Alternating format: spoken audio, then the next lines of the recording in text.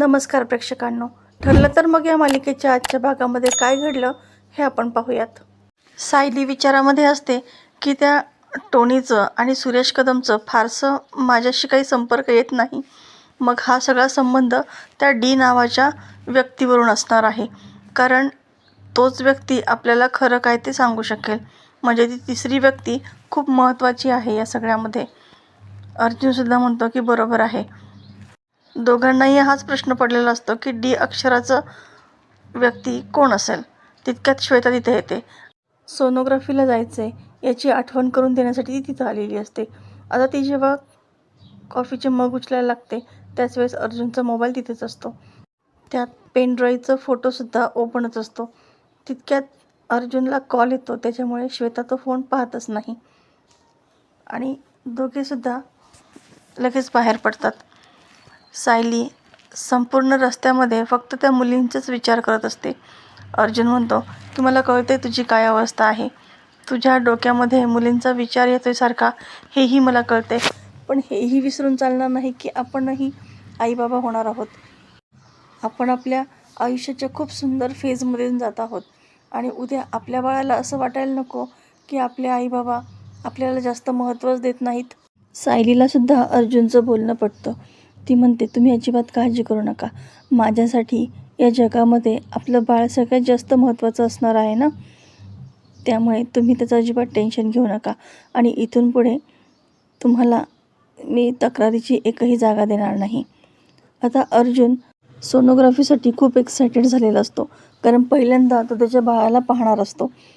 त्याचा आनंद तर गगनात मावत नसतो. सायलीसुद्धा खूप खुश असते. मात्र रस्त्याने 2 मुली जाताना दिसतात आणि त्यावेळेस तिला मनूची आठवण येते. सायली अर्जुनला म्हणते की आपण त्या 2 मुलींना जिथे जायचं आहे तिथं सोडूयात का? कदाचित त्यांचा त्रास थोडासा कमी होईल. मग अर्जुन गाडी थांबवतो आणि त्या मुलींना विचारतो. त्या मुली सांगतात की आम्हाला स्टेशनजवळ जायचं आहे, खूप लांब चालावं लागणार आहे. अर्जुन त्यांना लिफ्ट देतो आणि अजिबात काळजी करू नका, तुम्हाला जिथं पोहोचवायचं आहे तिथं व्यवस्थित आम्ही पोहोचू आणि कम्फर्टेबल वाटत असेल तरच बसा, असंही सांगतो. तेव्हा त्या मुली विश्वासाने आतमध्ये बसतात. सायली त्यांच्याशी बोलू लागते. त्या मुली सांगतात की आम्ही भरतकामाच्या क्लासला जातो आहे. तेव्हा मानसी आणि बाकीच्या मुलीसुद्धा भरतकामाच्याच क्लासला जात होत्या हे तिला आठवतं आणि तिला खूप वाईट वाटतं. त्यानंतर अर्जुन त्या मुलींशी छान गप्पा मारू लागतो. आता त्या मुलींचं डेस्टिनेशन येतं आणि त्या दोघीही तिथून उतरतात. उतरताना दोघीही खूप खुश असतात. सायली म्हणते की तुम्ही तुमची काळजी घ्या आणि ते तिथून निघून जातात. आता सायली म्हणते की आपण पुन्हा त्याच रस्त्याने जाऊयात का जिथून मुली किडनॅप झाल्या होत्या. तेव्हा अर्जुन म्हणतो पण काही उपयोग नाही आहे. तिथे पोलिसांनी सगळी चौकशी केली आहे. CCTV कॅमेरेसुद्धा त्या ठिकाणी नाही आहेत, त्याच्यामुळे कुठलाच क्लूसुद्धा मिळत नाही आहे. सायली म्हणते पण एखादा तरी CCTV कॅमेरा असेलच ना दुकानामध्ये किंवा रस्त्याच्या बाहेर. कदाचित ज्याच्याकडे कोणी लक्ष दिलं नसेल. तेव्हा अर्जुन सांगतो त्याचा काहीच उपयोग नाही. त्या रस्त्यावरचा एकही CCTV कॅमेरा चालू नाही आहे. त्यावेळेस सायली काही तिचं हट्ट सोडायला तयार नसते आणि मग अर्जुनसुद्धा त्या रस्त्याने जाण्यासाठी तयार होतो. सायली सांगते की पोलीस त्यांच्या नजरेने पाहत आहेत, पण एक आई तिच्या नजरेने पाहिल ना, मग तेव्हा नक्कीच आपल्या हाती काहीतरी लागेलच. आता दोघेही पुढे जातात. इकडे प्रिया गुपचूप श्वेताला कॉल करून विचारते की कळालं का अर्जुन आणि सायली कशाचं इन्व्हेस्टिगेशन करताय. तेव्हा श्वेता नाही असं सांगते. प्रिया म्हणते पण आपल्याला हे कळणं खूप महत्त्वाचं आहे. श्वेता सांगते अगं पण काय करू, मी खूप वेळा विचारण्याचा प्रयत्न केला, काढूनही घेण्याचा प्रयत्न केला, पण काही कोणी बोलायला तयारच नाही आहे. प्रिया सांगते की अर्जुन आणि सायली त्यांच्या केसबद्दल घरातल्यांना काही सांगत नाही. त्यांच्या रूममध्ये एक व्हाईट बोर्ड असतो. त्या व्हाईट बोर्डवरती ते सगळं लिहून ठेवतात. त्यामुळे तुला आता पर्याय नाही आहे, तुला त्यांच्या रूममध्ये जावंच लागणार आहे. तिथे जाऊन तो व्हाईट बोर्ड शोध आणि त्याच्यामधून काही क्लू मिळतोय का बघ, किंवा एखादी फाईल वगैरे असतील ना तर तेही चेक कर.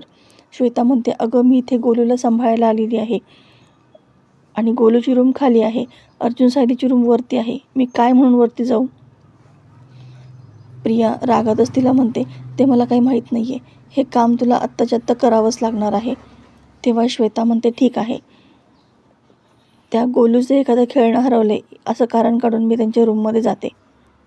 इकडे अर्जुन आणि सायली सोनोग्राफीचे रिपोर्ट घेऊन बाहेर आलेले असतात.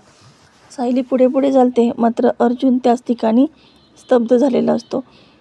त्याला ते सगळे रिपोर्ट पाहून खूप छान वाटत असतं. जणू काही तो पहिल्यांदा त्याच्या बाळाला पाहतोय प्रत्यक्षामध्ये, असंच त्याला वाटत असतो. त्याची एक्साइटमेंट, त्याचा आनंद त्याच्या चेहऱ्यावरती स्पष्ट दिसत असतो. सायली त्याला म्हणते, अहो हे तुम्हाला पहिल्यांदा होते कारण तुम्ही याच्या अगोदर सोनोग्राफीला आला नाहीत ना, म्हणून तुम्हाला तसं वाटतंय. आता अर्जुन तिला घाईघाईने तिथंच असणाऱ्या एका बाकावरती बसवतो आणि तिला ते रिपोर्ट दाखवू लागतो. अगं हे पाहिलं का, आपलं बाळ आहे हे, बघ ना, त्याची गाल, त्याचे नाक, हात पाय किती छोटं छोटं आहे ते. आता सायली हसू लागते, पण अर्जुन काही बोलायचं थांबत नाही. आता आजूबाजूला असणारे सगळे लोकसुद्धा त्यांच्याकडे पाहून हसत असतात. सायली त्याला तसं सांगते सुद्धा की अहो आजूबाजूचे सगळे लोक आपल्याकडे पाहत आहे, चला ना आता इथून. तेव्हा अर्जुन तिचं काहीच ऐकत नाही. बघतायत तर बघू दे, तू त्यांच्याकडे लक्ष देऊ नकोस, आपलं बाळ बघ ना. आणि तो पुन्हा त्या रिपोर्टमध्ये हरवून जातो. सायलीसुद्धा त्याच्यासोबत आनंदाने तो रिपोर्ट पाहू लागते आणि अर्जुनला म्हणते, तुम्ही तर असं वागताय की जसं काही तुम्ही जगातले पहिल्यांदाच बाप होत आहात. सायली अगदी खळखळून हसत असते. अर्जुन तिचं हसणं पाहून म्हणतो की तू अशीच हसत राहा. किती दिवसानंतर तुला मी इतकं हसताना पाहिलेलं आहे. तू खुश राहशील ना तर आपलं बाळसुद्धा हेल्दी आणि खुश राहील. आता दोघेही छान आनंदामध्ये असतात. इकडे श्वेता अर्जुन सायलीच्या रूममध्ये येते आणि व्हाईट बोर्डवरती काहीच लिहिलेलं नसतं पाहून चिडते. इकडे प्रतिमाची मान भरलेली असते आणि कल्पना तिला सांगते की कालच अर्जुन माझ्याकडून बाम घेऊन गेला आहे, त्याच्या रूममध्ये असेल, तो मी घेऊन येते. आता नेमकी कल्पना अर्जुनच्या रूमच्या दिशेने जाऊ लागते आणि इकडे श्वेताच्या हाती सायलीची केसची फाईल लागते. इकडे अर्जुन आणि सायली त्या रोडने जात असतात. त्यांना काहीही दिसत नाही. त्यानंतर अर्जुन तिला एक CCTV कॅमेरा दाखवतो. बघ, हा CCTV कॅमेरा आहे आणि तो सुद्धा डॅमेज केलेला आहे. ज्याला कोणाला हे सगळं कार्य करायचं होतं त्याला हे सगळं माहिती असणार आहे. त्याच्यामुळेच अगोदरच त्यांनी तो कॅमेरा डॅमेज केला आहे. त्याच्यामुळे तर पोलिसांच्या हाती काहीच लागत नाही आहे. आता सायली, आपण पायी शोधायला जाऊयात, असं म्हणून खाली उतरते. इकडे श्वेता खूपच आनंदात असते कारण तिला सायलीच्या केसचे पेपर्स मिळालेले असतात. पण गडबडीत तिच्या हातून ते सगळे पेपर्स खाली पडतात. ती पुन्हा ते गोळा करते. तितक्यात कल्पना तिथे येते आणि ती लगेच झाडून घेते असं दाखवते. कल्पना म्हणते, अगं तू इथे काय करतेस आणि तुला ही सगळी कामं करायची खरंच काही गरज नाही आहे. या सगळ्या कामासाठी विमल आहे ना. श्वेता म्हणते, तुम्हाला मी इथं आलेलं आवडलं नाही का? सॉरी हा, मी यापुढे इथं कधीही येणार नाही. कल्पना म्हणते, अगं तू माझ्या बोलण्याचा चुकीचा अर्थ काढतेस. मला एवढंच म्हणायचं आहे की हे काम तुझं नाही आहे, तू गोलूला सांभाळतेस ना, मग हे सगळं काम करण्यासाठी आम्ही आहोत ना. तेव्हा श्वेता म्हणते, आपलं म्हणून करते की नाही मी हे सगळं, मग त्याच्यामध्ये इतकं काही नाही. आता ती कल्पनाला कशी तरी कटवते, पण तिच्या हाती मात्र काही लागत नाही. आता इकडे सायली खूप दमलेली असते. ही गोष्ट अर्जुनला कळते आणि अर्जुन म्हणतो की आता आपण बाद झालं, इथून परत फिरूयात. पण सायली काही ऐकायचं नावच घेत नाही. आणखी 5 मिनिट पुढे चालूयात, फक्त मार्केटपर्यंत पुढं जाऊ.